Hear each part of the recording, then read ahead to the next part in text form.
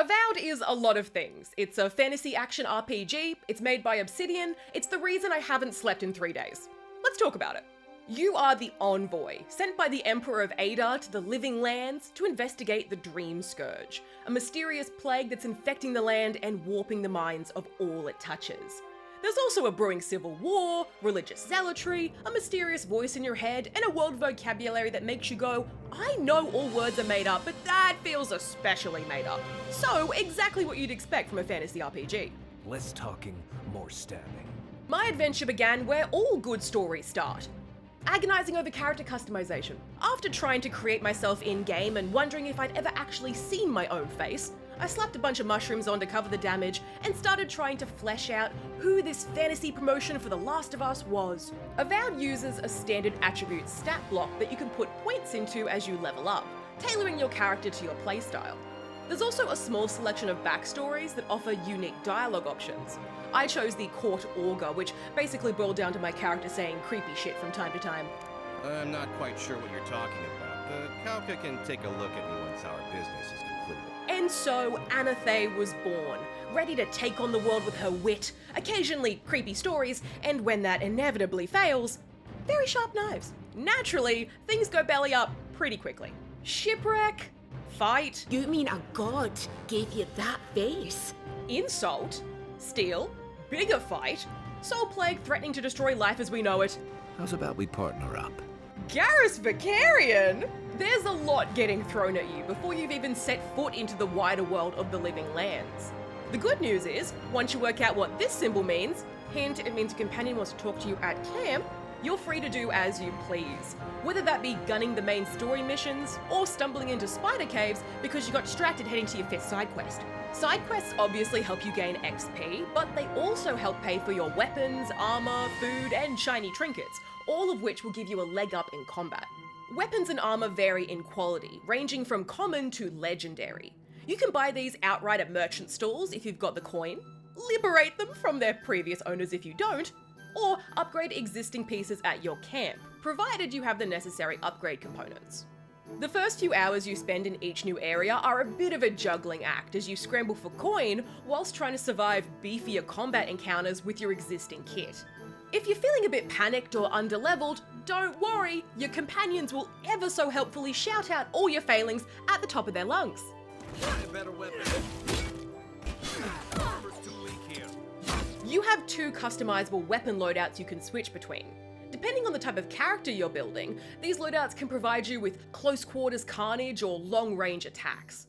Initially, I was really feeling the idea of a magic slinging, mace wielding charger, and this character was great because it allowed me to feel really strategic for 2 seconds right before I threw all caution to the wind and hope for the best.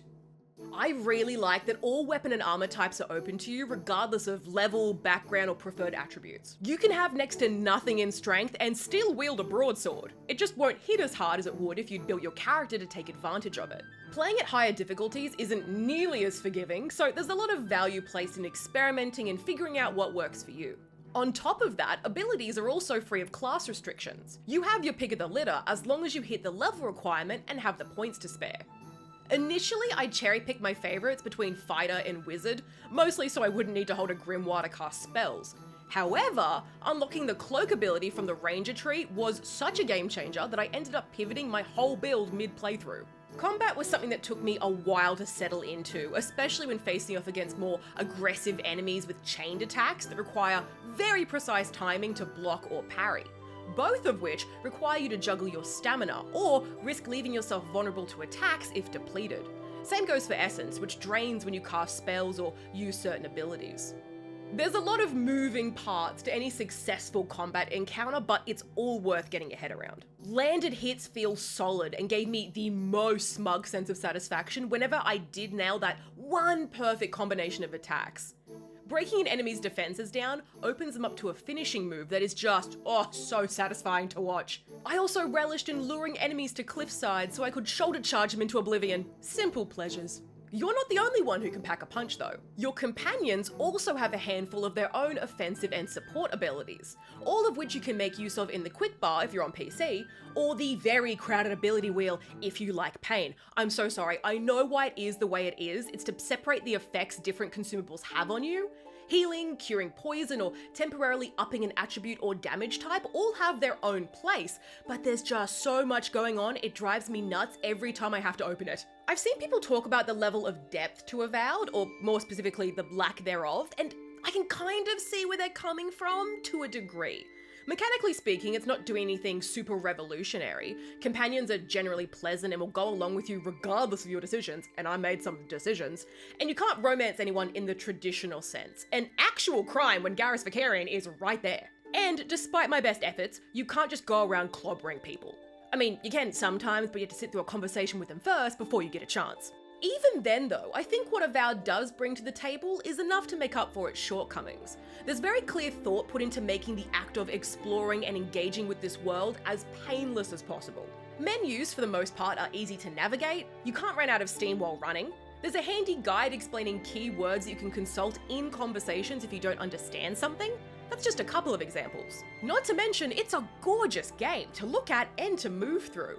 The variety of landscapes as you traverse the living lands are breathtaking, from lush forests to swamps to arid deserts to...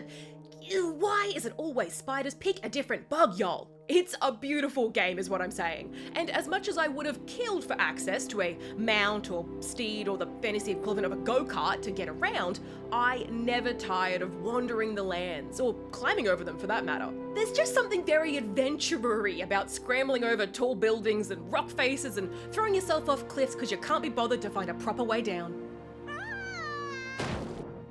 While it might not be the most expansive RPG out there, Avowed hits the notes that are important to me. It's fun to play, it lets you experiment, the characters don't make you want to chew razors, and your decisions, both big and small, can impact the story in some way. And if nothing else, it really makes me appreciate how few bears I encounter in the real world. Play.